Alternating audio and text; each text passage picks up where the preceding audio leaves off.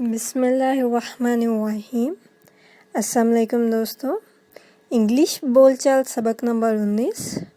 इस वीडियो में हम रोज़मर्रा इस्तेमाल के 5 फ़िक्रे शामिल करेंगे। देखते हैं। सेंटेंस नंबर 1, जहाँ तक मेरा ख्याल है वो रोज़ाना स्कूल जाता है। As far as I know, he goes to school daily. As far as I know, he goes to school daily. Sentence number 2, जब मुझे कभी हादसा याद आता है तो मैं खौफज़दा हो जाता हूँ। Whenever I remember the accident, I get forgotten.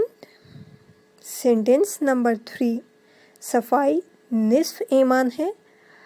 Cleanliness is the half of our faith. Cleanliness is the half of our faith. Sentence number 4, क्या आपने कभी किसी को इब्तदाई तबी इमदाद दी है? Have you ever give first aid to anyone? Have you ever give first aid to anyone? Sentence number 5, क्या मैंने कुछ गलत कहा? Did I say something wrong? Did I say something wrong? Thank you friends for watching our video. Please दोस्तों subscribe our channel सबेका।